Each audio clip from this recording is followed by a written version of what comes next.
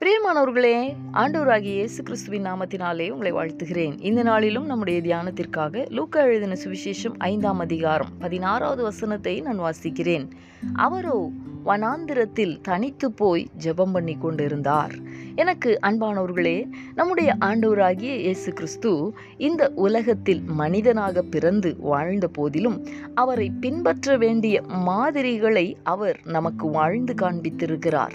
திரளான ஜனங்கள் அவரை பின்பற்றி அவருடைய உபதேசத்தை கேட்பதற்கும் அவராலே தங்கள் பிணிகள் நீங்கி சௌக்கியமடைவதற்கும் அவர் சென்ற இடங்களிலெல்லாம் அவரை பின்தொடர்ந்தார்கள். ஒரு பெரிய ஜனக்கூட்டம் எப்போதும் அவரை பின்தொடர்ந்தும் அவர் தனித்து ஜெபம் பண்ணும்படி வனாந்திரத்தில் போய் அங்கே ஜெபம் பண்ணினார் என்பதை பார்க்க முடிகிறது. ஆண்டவராகிய இயேசுவே தனித்து ஜெபம் பண்ணி இருந்திருப்பாரானால் நாம் ஒவ்வொருவரும் தனித்து ஜெபம் பண்ணுவது எத்தனை அவசியமாயிருக்கிறது. அன்பரே, நம்முடைய வாழ்வில் நாம் தனித்து ஜெபிக்கிற பழக்கத்தை உடையவர்களாய் இருக்கிறோமா? அநேகர் நம்முடைய எல்லா வேலைகளையும் முதன்மைப்படுத்தி செய்கிறதற்கு நமக்கு நேரம் இருக்கிறது. ஆனால் தேவ சமூகத்தில் அமர்ந்து ஜெபிக்கிறதற்கு நேரம் இல்லை. அப்படித்தானே? கேட்டால் அநேக காரணங்களை சொல்லி நாம் சாக்கு போக்கு சொல்லி விடுகிறோம் அல்லவா? இயேசுவை பாருங்கள், அவரை போல வாழ பழக வேண்டும்.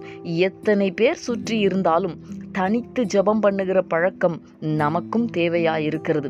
இவ்வளவு நாட்கள் இந்த விஷயத்திலே நாம் கவனமற்ற வாழ்க்கை வாழ்ந்திருந்தால் அதை மாற்றிக்கொண்டு கவனமாய் இயேசு கிறிஸ்துவை போல நடக்க பழகுவோம்.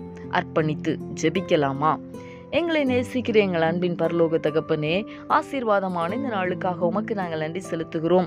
இந்த நாளிலும் இயேசு கிறிஸ்து வனாந்திரத்தில் தனித்து போய் ஜெபம் பண்ணி கொண்டிருந்தார் என்று சொல்லி இருக்கிற வேத வசனத்தை நாங்கள் தியானிக்க கர்த்தர் எங்களுக்கு உதவி செய்தீர்.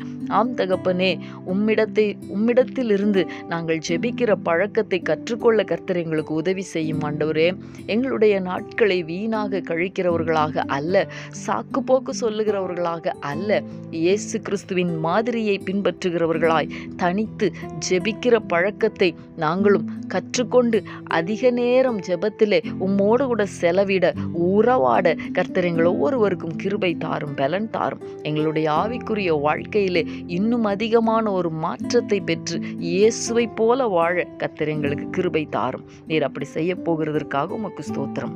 இயேசு கிறிஸ்துவின் நாமத்தில் வேண்டிக் கொள்ளுகிறோம் நல்ல பிதாவே. ஆமேன், ஆமேன்.